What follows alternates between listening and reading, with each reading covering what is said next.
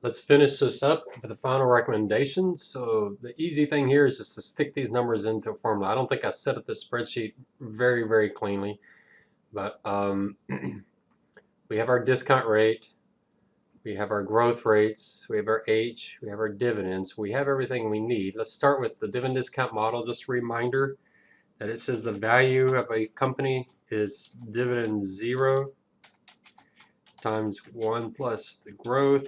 Here we're talking long-term growth. All of that divided by your discount rate minus your long-term growth. Kind of put that in parentheses.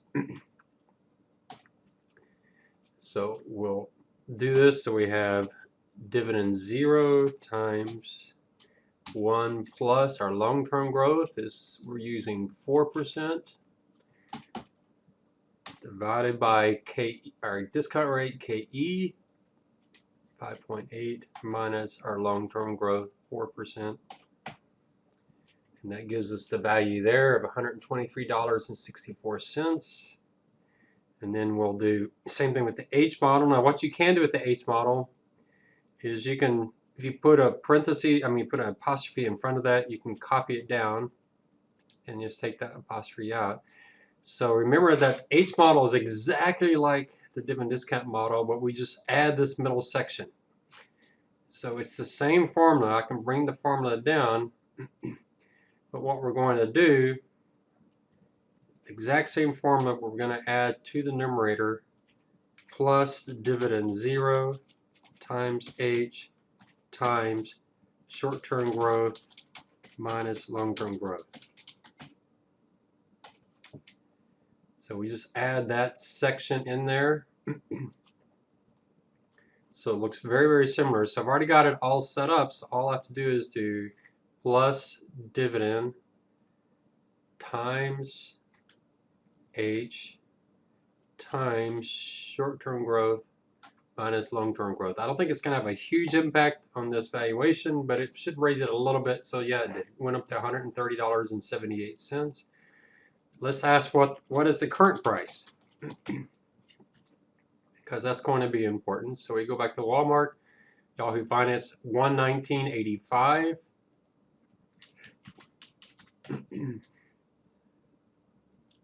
So our recommendation, I'm going to put in here, recommend a buy. It's not a strong buy, but it is a buy because we think the stock's worth somewhere between, somewhere over $120, maybe $124, $131. We can buy for $120.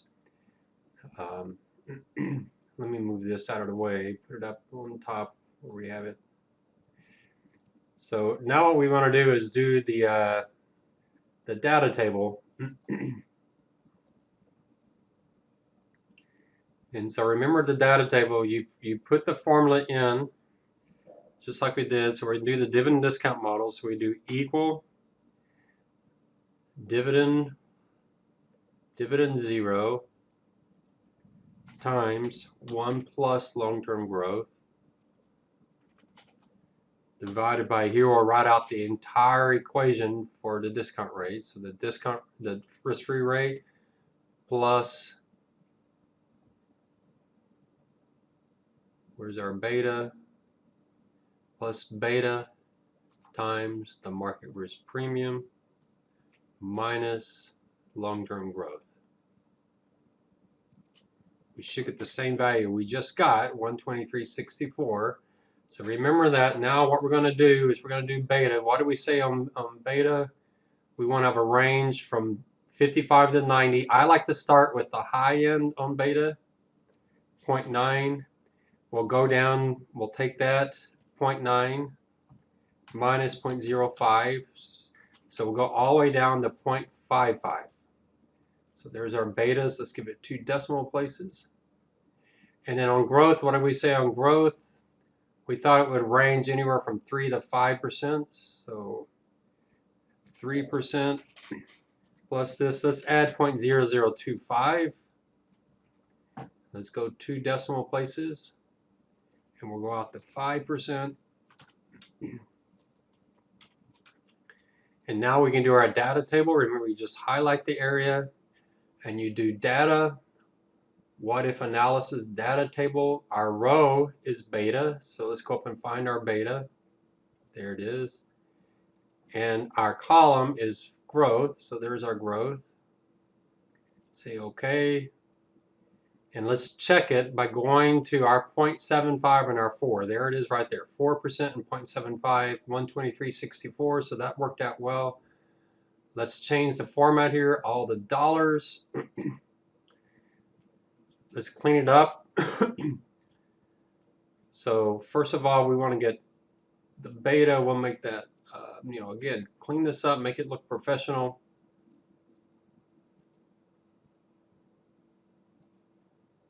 And our growth down here.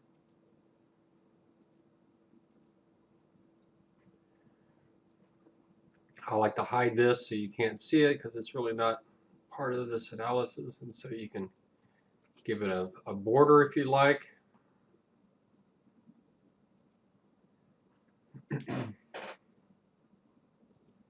So let's give it an outline, and let's give it some other lines. So that looks pretty good. The other thing we want to do is some formatting. So we might up here actually make this blue and change the text to blue as well. So just everything's blue. So what else we want to do? So a few things we want to try is at home we want to go and do conditional formatting. So let's start off. If the value is greater than the current price, then let's make it green because that's good. And say OK. So this is where we think Walmart is a good buy, where all the green is. The other conditional format, we say if it's less than the current price, then we'll make it red. Now the last thing we have are these extreme values. And so what I want to say is, wow, these are extreme values because our growth rates are really high. And you'll notice in the formula, anytime the growth rate gets really close to the discount rate, you'll get a really, really large valuation. And if your growth rate is greater than your discount rate, you'll get negative numbers. Negative numbers do not make sense. Essentially what this negative number is it means infinity. The stock is worth infinity, and that doesn't make any sense. So what we're going to do is get rid of those. So we'll do conditional formatting. So if it's less than 0, we want to just make it custom format. So what I want to do is do a fill that's black, and I want the font to be black. Let's see if that worked. I got rid of that.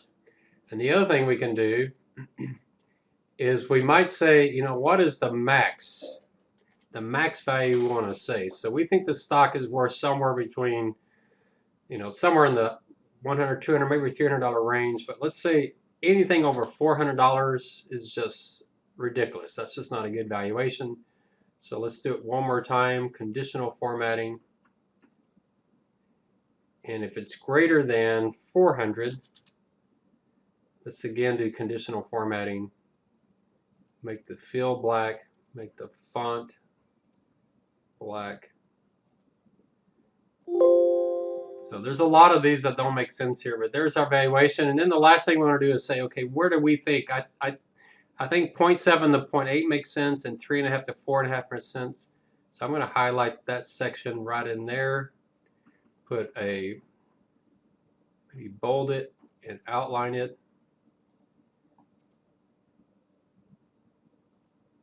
I don't know if I can get it to look a little bit, come out a little bit stronger. Let's see if we can put an outline that's even stronger than that. So, play around with this, get it to look really, really professional.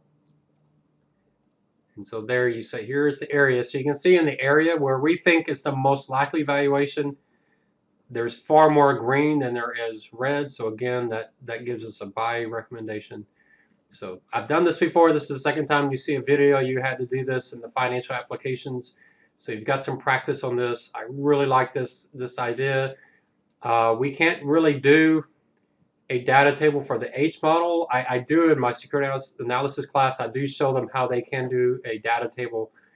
There's more variables in the H models, and you can see this is a two-dimensional graph, but there are ways to do it, but we won't do it in this class. If you're interested in that, let me know, and I'll show you how you can set it up. But we finished. This is what you're looking for your group project, going through all of this that we have here, all set up. Get your assumptions. In your actual presentations, I'll give you some insights. You need, when you present this, you'll be able to present 2 pages, and that's all you get to present. You probably will not spend much time on your discount rate. Maybe you'll talk a little bit about your beta, but not a tremendous about your beta. You'll spend most of your talk on your growth rate, talking about this firm. You'll give some background on the firm, but that growth rate's probably the most important. The beta, we have a little bit more consensus on betas than we do on growth rates between analysts. And so you've got it all set up, you got your valuation, you have a recommendation, and in real life, this is what you would do. Obviously, the hardest part on this is getting these growth rates, forecasting these firms out 50, 100, 200 years.